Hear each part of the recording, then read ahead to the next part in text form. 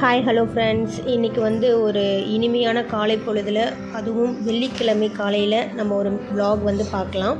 ரொம்ப நாளுக்கு அப்புறம் நான் வந்து என் சேனலில் வந்து ஒரு லாங் வீடியோ வந்து நான் போடுறேன். காலையிலே வந்து வாசல்லாம் வந்து தொடச்சி விட்டு கோலம்லாம் வந்து போட்டாச்சு. நான் கோலம் போடுறத வந்து பாப்பா வந்து வெளியில் நின்று பார்த்துட்டே இருந்துச்சு. நான் எத்தனை மணிக்கு எழுந்திருக்கிறேனோ அந்த டைமுக்கே அதுவும் இன்றைக்கி வந்து எழுந்திரிச்சிருச்சு. சரி, இவங்க எழுந்திரிக்கிறதுக்குள்ளே எல்லா வேலையும் முடிச்சிடலாம் அப்படின்னு பார்த்தா அது முடியல, பார்த்துட்டே இருந்துச்சு. நெக்ஸ்ட் வந்து பார்த்திங்கன்னா, முன்னாடி போட்டிருந்த பூவெல்லாம் சாமி ரூம்லாம் எடுத்து க்ளீன் பண்ணிவிட்டு புது பூ வந்து போட்டிருந்தேன். ஆக்சுவலி நைட்டே பண்ணலான்னு தான் நினச்சேன், க்ளீன் பண்ணலான்னு நினச்சேன். ஆனால் என்னோடய பசங்க 2 பேரும் வந்து விடலை. அதுக்கப்புறமேட்டு நல்லா பூவெல்லாம் போட்டு விளக்கெல்லாம் ஏற்றி நல்லா சாமி கும்பிட்டுட்டேன்.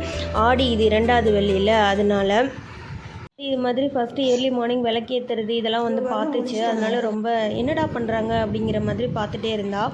அதுக்கப்புறம் பார்த்திங்கன்னா, கந்த சஷ்டி கவசம் வந்து போட்டு விட்டுருந்தேன் பாப்பா பார்க்குறதுக்கு. எங்களுக்கு வந்து டீயும் பாப்பாவுக்கும் தம்பிக்கும் வந்து பாலும் வந்து காய்ச்சிட்டு இருந்தேன். அப்போல்லாம் வந்து அம்மா சீக்கிரமாக எழுந்திருச்சு, நாங்கள்லாம் ஸ்கூல் போகிற முன்னாடி சீக்கிரமாக எழுந்திருச்சு டிஃபன்லாம் ரெடி பண்ணி காஃபிலாம் போட்டு கொடுப்பாங்க. அப்போல்லாம் வந்து எத்தனை மணிக்கு எழுந்திருக்கிறாங்கன்னு கூட தெரியாது.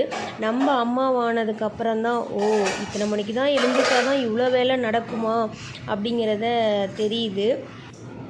நானும் டீ குடிக்கக்கூடாது அப்படின்னு தான் நினைக்கிறது. ஒரு 2 நாள் டீ குடிக்காமல் இருக்கேன். ஆனால் அடுத்தது வந்து டீ குடிக்கணும் அப்படிங்கிற மாதிரி எனக்கு வந்து தோண ஆரம்பிக்குது. இல்லைனா ஒரு மெண்டல் ஸ்ட்ரெஸ் ஆகுது, ஓவராக வந்து பைத்தியம் பிடிக்கிற மாதிரி இருக்குது. என்ன மாதிரி யாரெல்லாம் இருக்கீங்க அப்படின்னு சொல்லி கமெண்ட் பாக்ஸில் கமெண்ட் பண்ணுங்கள். அடுத்தது வந்து காஃபி டீ போட்டு குடித்தாச்சு. சீக்கிரமாக எந்திரிக்கணும் அப்படின்னு ட்ரை பண்ணுறேன். சில நாள் எழுந்திருப்பேன், சில நாள் எழுந்திரிக்க முடியாது. ஏன்னா நைட்டு வந்து குழந்தைங்க வந்து லேட்டாக தூங்கினாங்கன்னா என்னால் சீக்கிரமாக எழுந்திரிக்க முடியாது. அதுக்கப்புறமேட்டு காலையிலே வந்து டிஃபன் ரெடி பண்ணலாம். அவங்க வந்து விளையாண்டுட்டு இருந்தாங்க, தம்பி இன்னும் எழுந்திரிக்கல, அதுக்குள்ளே வந்து நம்ம ரெடி பண்ணிடலாம் அப்படின்னு சொல்லிட்டு கோஸ் மட்டும்தான் இருந்துச்சு. இன்னைக்கு நைட்டு தான் சந்தைக்கு போகணும். அதனால் கோஸ் வந்து பொரியல் பண்ணிடலாம். நம்மளை வந்து பருப்பு சாதம், அதாவது சாம்பார் சாதம் மாதிரி வச்சிடலாம்.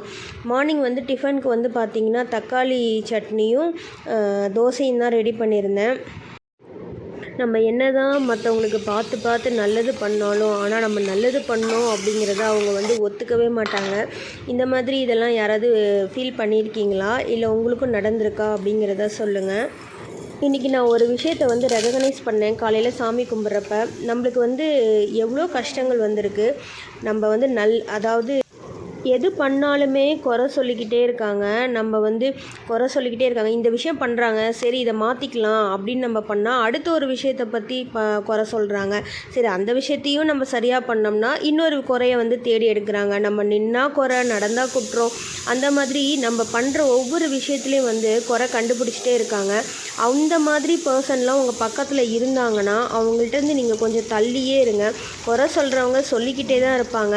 அதை நம்ம வந்து காதில் வாங்கிக்காமல் நாம் உண்டு, நம்ம வேலை உண்டு, நம்ம பாட்டுக்கு போயிட்டே இருக்கணும். அதை இன்றைக்கி தான் நான் ரெகக்னைஸ் பண்ணேன். கொஞ்ச நாள் முன்னாடி வந்து குறை சொல்லிட்டாங்கன்னா உட்காந்து அழுதுகிட்டே இருப்பேன், ஃபீல் பண்ணிக்கிட்டே இருப்பேன். அதிலே ஓவராக எனக்கு வந்து ஸ்ட்ரெஸ் ஆயிரும். மார்னிங் வந்து வீடெல்லாம் க்ளீன் பண்ணி இப்படி தான் ரொம்ப நீட்டாக இருந்துச்சு.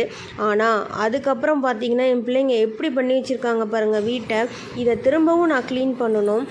நான் சொன்ன மாதிரியே குறை யார் பேசுகிறாங்களோ அவங்கக்கிட்ட இருந்து நீங்கள் கொஞ்சம் விலகியே இருங்க. இதுதான் இன்றைக்கி நான் வந்து காலையில் ரெகக்னைஸ் பண்ண ஒரு விஷயம். மேலும் இது மாதிரி பேசலாம். என் வீடியோவை லைக், ஷேர், சப்ஸ்கிரைப் பண்ணுங்கள்.